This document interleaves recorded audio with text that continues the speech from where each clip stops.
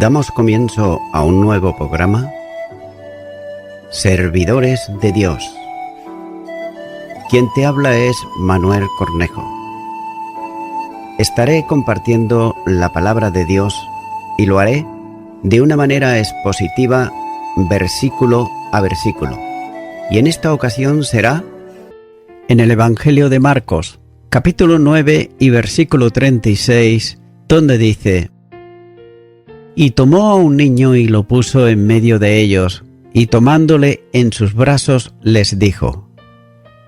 Aquí el maestro va a dar una importante lección a los discípulos, y lo hará no solo con sus palabras, sino también con la presencia de un niño pequeño.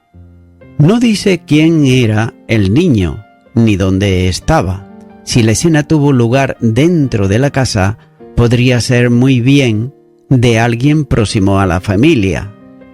Es interesante considerar la atención y también el cariño con que el Señor se relacionó con los niños durante su ministerio. Por ejemplo, los evangelios así lo muestran. En Mateo capítulo 14 versículo 21, Marcos capítulo 10 versículo 13, Lucas capítulo 18 versículo 15. Pero según el relato de Mateo, el Señor llamó, dice, al niño. El hecho más importante es que el niño iba a ser elemento básico de la lección que iba a darles por medio del ejemplo de aquel pequeño. Cada vez que el Señor necesitó a un niño, siempre había uno a mano para usarlo conforme a su propósito. Y Jesús puso aquí al pequeño en medio de todo el grupo. Según Mateo, al llamarlo vino a su lado y quedó en pie en medio de ellos. Note que aquel niño iba a servir de referencia visible a la lección que les iba a impartir.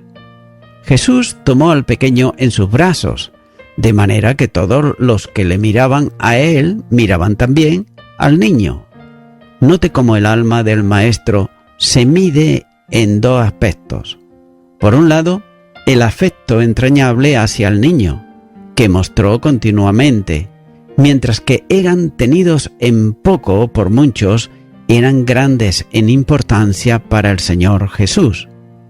Y por otro lado, hay generosidad y también gracia en el alma del Señor, puesto que no reprochó a los discípulos la actitud hacia la grandeza que buscaban, mientras que Él le anunciaba la muerte y el sufrimiento del que iba a ser objeto. También es impactante la escena. Un pequeño fue puesto para enseñar a tantos grandes que estaban reunidos en torno a Cristo. Y ya que nótese que los que buscaban grandeza tenían que aprender la lección por medio de un niño, que estaba en la parte más baja de la escala social. Era el que estaba bajo la dirección de otros a quienes tenía que obedecer.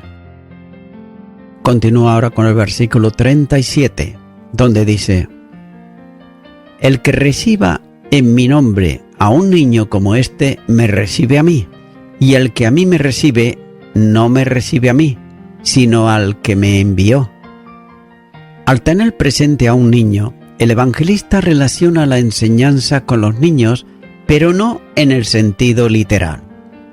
No cabe duda que comprende también a los niños en el sentido propio de la palabra, y la presencia en la oración del adjetivo cuando dice tal semejante a, comprende a los niños, y por extensión a quienes puedan ser semejantes a ellos.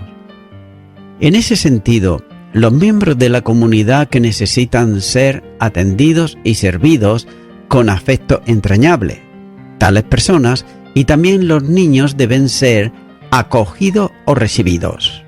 Note que el uso del verbo está expresando la idea de dar una recepción cordial superando a cualquier obstáculo. El pasaje paralelo, según Mateo, alude a la humildad de las personas que deben de ser recibidas de este modo, cuando pone en palabras del Señor dirigida a los 12: En Mateo capítulo 18 y versículo 3 dice: de cierto os digo, que si no os volvéis y os hacéis como niños, no entraréis en el reino de los cielos. De este modo, se entiende que recibir o acoger a un niño tiene que ver tanto con lo que son así físicamente hablando, como también por otro lado, los que se han hecho como niños en el sentido espiritual. De otro modo, el Señor quiere que se entienda que el niño puesto delante de los discípulos es una ilustración de los niños en la fe, a los que debemos de servir como diáconos, de forma especial en lo que tiene que ver con sus vidas espirituales. Por tanto, Jesús está llamando la atención a los miembros más débiles en la congregación de creyentes, que necesitan, por esa razón, un cuidado mayor, y añade ahora que el servicio a los pequeños debe ser hecho en su nombre. En esto hay una cierta dificultad comprensiva de la expresión, en el sentido equivalente a hacerlo como si lo hiciese a él. Pero hay algo más, ya que debe de hacerse como haciéndolo por amor a él. Atendiendo algo más a las palabras de Jesús, deben tomarse también como un mandamiento que él establece en razón al nombre de autoridad suprema que ha recibido. Pablo escribió a los filipenses y le dice, en Filipenses capítulo 2 y los versículos 9 al 11, por lo cual Dios también le exaltó hasta lo sumo y le dio un nombre que es sobre todo nombre, para que en el nombre de Jesús se doble toda rodilla de los que están en los cielos y en la tierra y debajo de la tierra, y toda lengua confiese que Jesucristo es el Señor, para gloria de Dios Padre. Y esto quiere decir que se hace también por obediencia al Señor. Todavía más, cuando dice en mi nombre, expresa también una relación vivencial con Él. Nombre es equivalente a persona, de manera que un trato así a un niño es lo que Jesús hacía y corresponde también no solo al que obedece, sino al que, estando identificado con Él, vive su vida en Él mismo. La dimensión del trato tiene una extensión grande, ya que el que está atendiendo a un niño en el nombre del Señor, lo está haciendo no tanto al niño, sino al Señor que lo ha establecido. La consecuencia es grande. Está haciendo aquello como si lo hiciera para el mismo Señor. La enseñanza alcanza una dimensión mucho mayor, porque quien recibe a Jesús o a alguno en su nombre, está recibiendo al que envió a Cristo al mundo, esto es, al Padre. Jesús nunca estuvo solo, sino en compañía de quien le envió. En todo momento, la unión entre el Padre y el Hijo manifestaba en la obra que realizaba, ya que nada hacía por él mismo, dijo el Señor, sino que lo hacía conforme a lo que el Padre había encomendado.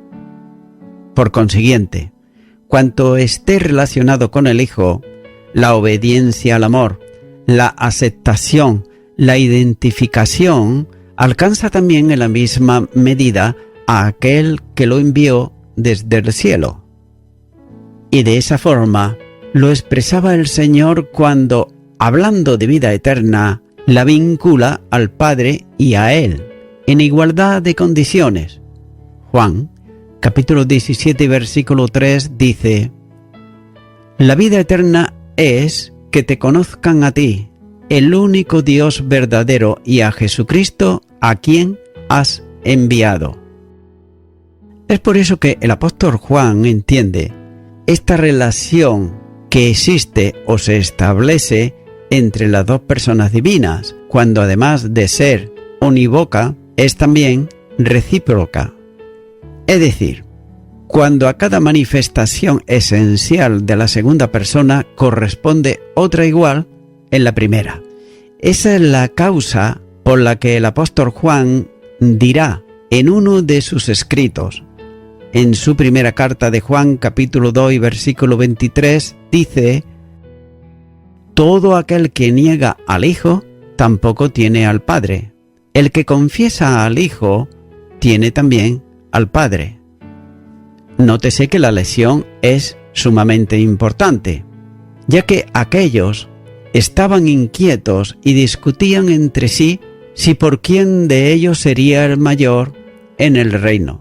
Pero Jesús le hace notar que debían enfocarse hacia el amor y la atención a los más pequeños, convirtiéndose para ello en siervos por amor. Por tanto, la grandeza en el reino de los cielos tiene un camino distinto al propio del pensamiento humano.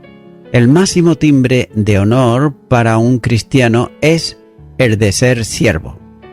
La primera carta a los Corintios, capítulo 4 y versículo 1 dice: así pues, tengamos los hombres por servidores de Cristo y administradores de los misterios de Dios.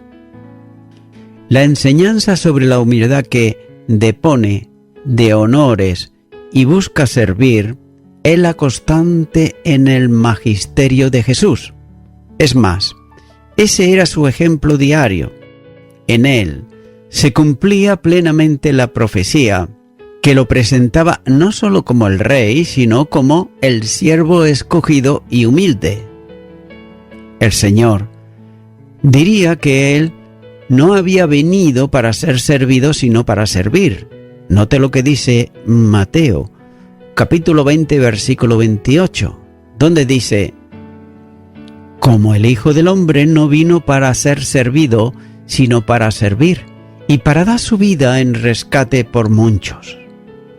Por tanto, el Señor, delante de los discípulos, se mostró siempre como el que sirve, y no como el grande, aunque le correspondía ese honor por derecho propio. Lucas, capítulo 22, versículo 27, dice: porque, ¿cuál es mayor, el que se sienta a la mesa o el que sirve? No es el que se sienta en la mesa, mas yo estoy entre vosotros como el que sirve. Nadie puede pasar por la humillación de Cristo sin sentir el impacto de su ejemplo en un descenso voluntario desde la gloria a la cruz, para favorecer al pecador, haciendo posible su salvación mediante la entrega de su vida. Filipenses, capítulo 2, y los versículos 6 al 8 dice: el cual, siendo en forma de Dios, no estimó el ser igual a Dios como a cosa que aferrarse, sino que se despojó a sí mismo, tomando forma de siervo, hecho semejante a los hombres, y estando en la condición de hombre, se humilló a sí mismo, haciéndose obediente hasta la muerte y muerte de cruz. Note que los 12 estaban pensando en llegar muy alto, pero Jesús los llama a descender muy abajo. Estas son las contradicciones propias del reino de los cielos, ya que humillarse para ser exaltado es la forma que Dios ha establecido, ya que la humildad antecede siempre a la honra. Proverbios, capítulo 15, versículo 33 dice: el temor de Jehová es enseñanza de sabiduría, y a la honra precede la humildad. En cambio, la soberbia destruye la vida del creyente y del hombre en general. Proverbios capítulo 29 y versículo 23 dice: la soberbia del hombre le abate, pero la humildad de espíritu sustenta la honra. Las contradicciones son notorias ante el pensamiento de Dios y de los hombres. Quien quiera llegar a subir ha de aprender a descender. El que quiera ser grande debe de hacerse pequeño. El que quiera reinar tiene que aprender a servir. Y esta es la ley del reino de Dios, totalmente contraria al pensamiento del hombre. Es la dimensión que ha de ser entendida por quienes, estando en el reino, hay que vivir conforme también a él. Continúo ahora con el versículo 38, donde dice: Juan le respondió diciendo: Maestro, hemos visto a uno que en tu nombre echa fuera demonios, pero él no nos sigue, y se lo prohibimos, porque no nos seguía. Es posible que Juan quisiera cambiar de tema, entendiendo la enseñanza de Jesús, ya que durante el camino habían discutido entre ellos sobre quién sería el mayor, y el maestro le instruyó en la lección de la humildad. Tal vez buscase de Jesús una aprobación que superase la exhortación que le había hecho. Juan, note, se dirige a Jesús llamándole maestro, como título habitual entre los discípulos, según el mismo Señor reconocía. Juan capítulo 13 y versículo 13 dice: Vosotros me llamáis maestro y Señor, y decís bien, porque lo soy. Note que el informe que le presentaba tenía que ver con un exorcista que usaba el nombre de Señor para echar fuera demonios.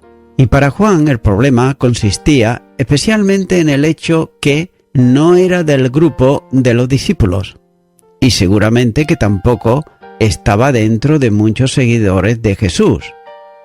También es posible que fuese un creyente en Jesús, como el Mesías anunciado, y estaba actuando apoyado en su nombre. Sin duda que los resultados de su actividad son beneficiosos, porque se trataba de liberar a oprimidos por el diablo. Ahora bien, si este hombre actuaba creyendo en el poder de Jesús, no puede incluirse. Note lo que dice Lenkin cuando dice: en los repudiados por el Señor que se mencionan, por ejemplo en Mateo 7:22, los 12 habían procurado prohibirle de esa actividad. Y Marco usa el verbo que expresa la idea de refrenar, de impedir, de prohibir. En ese caso, era poner un obstáculo en el camino de alguien. Y la razón para esa prohibición era la negativa del exorcista a seguir o integrarse en el grupo de los 12. Y por otro lado, el imperfecto del verbo significa seguir, ir, en el mismo camino, ir detrás de alguien. El problema de Juan no era tanto que no siguiese a Jesús, sino que no le siguiese a ellos, es decir, no quería integrarse en el grupo con ellos. No estaba entre los seguidores reconocidos como discípulos de Jesús. Sin duda, Juan estaba demostrando un celo por Jesús, pero era un celo equivocado. Los discípulos de Jesús tenían que tener una profunda disposición de acoger a los demás. El Señor le había enseñado esta lección con el niño puesto en medio de ellos. Por tanto, acoger a otros era un profundo contraste con el exclusivismo religioso de los escribas y fariseos, que consideraban como pecadores a quienes no eran como ellos. Note que la reacción, un tanto violenta de Juan, justificaba el calificativo de Boanerges, hijos del trueno, que Jesús le había dado a él y también a su hermano, en Marcos capítulo 3 y versículo 17. Esta situación se ha mantenido en el tiempo, y no es difícil, por ejemplo, verla en muchas formas y manifestaciones excluyentes en la Iglesia. No es digno de hacer nada en el trabajo para el Señor si no está integrado en un determinado grupo, por ejemplo. Ya que por otro lado, la denominación y creer que esa denominación tiene la verdad absoluta es la gran escoria de la Iglesia en el día de hoy. Pero no solo se trata de mantener la exclusividad denominacional, sino que lo más grave es el ataque frontal dentro del mismo grupo a quienes no están en sintonía con la forma de pensar y ser de otros, ya que la Iglesia ha perdido grandes valores, estupendos maestros y creyentes capaces por el grave delito de no estar integrado en el sistema religioso y tradicional de la denominación. Continúo ahora con el versículo 39, donde dice: Pero Jesús dijo: No se lo prohibáis, porque ninguno hay que haga milagros en mi nombre, que luego pueda decir mal de mí. 3 cláusulas de propósito cuando dice ¿por qué? Expresa también 3 razones por las que Jesús le prohíbe impedir aquello, introduciéndolas como una prohibición expresa cuando le dice no lo prohibáis, ya que ellos no debían de impedir a nadie hacer milagros en su nombre. La palabra que aquí utiliza Marcos significa literalmente poder. El milagro operado era una manifestación del poder de Jesús porque se hacía en su nombre. La primera razón por la que no debían de impedir a nadie hacer milagros en el nombre del Señor es que quien hiciese el milagro no podía hablar mal desprestigiándole, ya que era evidente que si el nombre de Jesús podía manifestarse en poder para expulsar a un demonio, Jesús no era un mal hombre, como algunos le acusaban. Si no lo tenía como enemigo, si hacía milagros en su nombre, no había motivo alguno para que los discípulos de Jesús se opusieran a lo que hacía en el poder del Maestro, aunque no hiciese ninguna alabanza del Señor. El hecho en sí de usar su nombre para operar un milagro era suficiente, porque lo reconocía como autor del portento. Continúo ahora con el versículo 40, donde dice: Porque el que no es contra nosotros, por nosotros es. En segundo lugar, el Señor habla del espíritu de tolerancia, refiriéndose a quienes no están en oposición en contra de Él. Sin embargo, en esta ocasión une a sus discípulos con Él, utilizando el pronombre personal plural nosotros. Todos los que no se oponen abiertamente a Jesús deben ser tolerados por sus discípulos, aunque no coincida plenamente con lo que ellos hubieran deseado. Y Juan le había dicho que prohibieran a uno echar fuera demonios en el nombre de Jesús porque nos seguía a nosotros. Jesús lo identifica con él en el propósito que motivaba su ministerio, de modo que quien sigue a Cristo haciendo milagros en su nombre, seguía también a los que eran suyos, aunque de hecho no fuesen con ellos en el mismo grupo.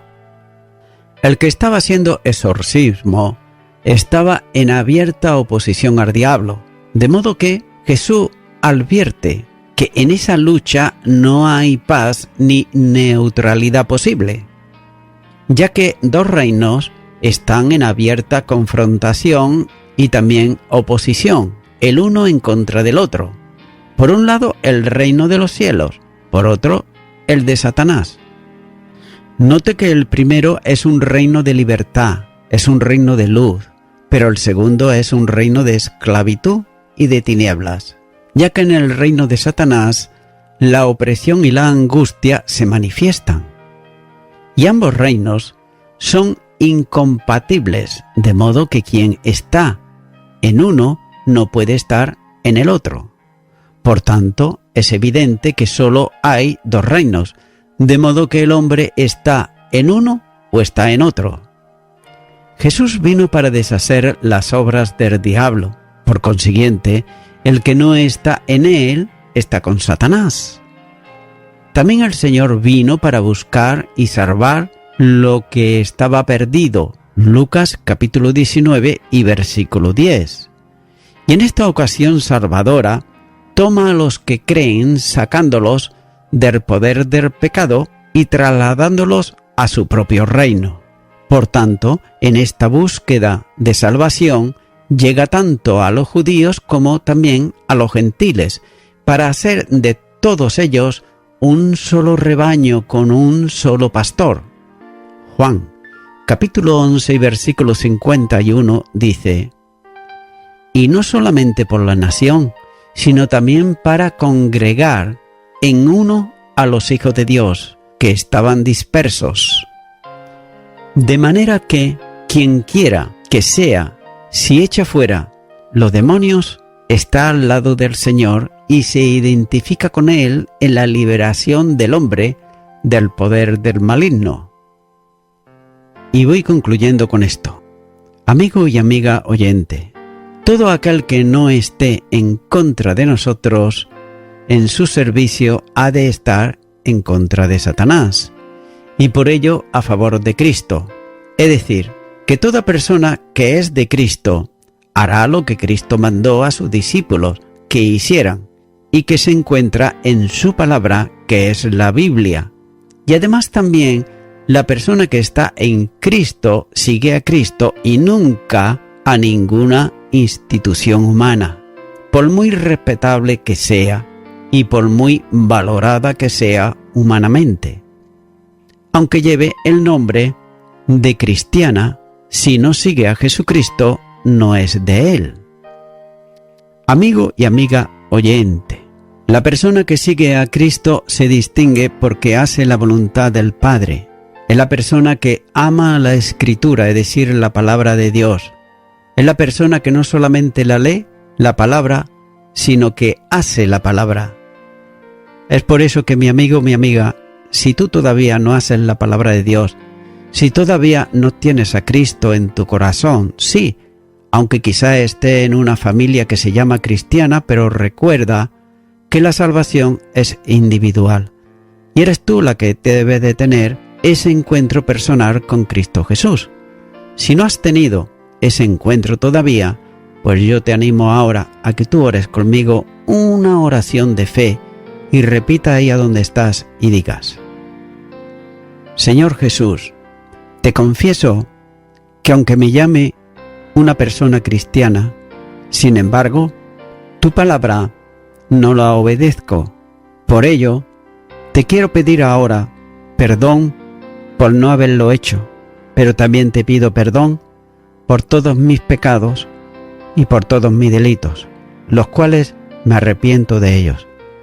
Te recibo a ti ahora, Jesucristo, como mi único y suficiente Salvador, y prometo, a partir de ahora, leer tu palabra y obedecerla.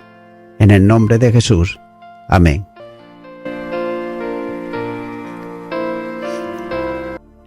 Amigo y amiga oyente, si tú has hecho esta oración de corazón, te recomiendo que comiences a orar a Dios, en primer lugar, en el nombre del Señor Jesucristo. Orar a Dios no es rezar, sino que es hablar con una persona. También te recomiendo que leas la palabra de Dios y lo hagas a diario. Comienza, por ejemplo, con el Nuevo Testamento. Y también, por último, te recomiendo que para que puedas crecer espiritualmente, te congregues en una iglesia cristiano-evangélica, donde se predique, se enseñe y se practique la sana doctrina y la palabra de Dios. Congrégate ahí y con el tiempo podrás crecer espiritualmente y también servir al Señor Jesucristo. Que Dios te bendiga. Y a toda la audiencia, nuevamente ya me estoy despidiendo de todos ustedes y será hasta el próximo programa. Que Dios os bendiga a todos.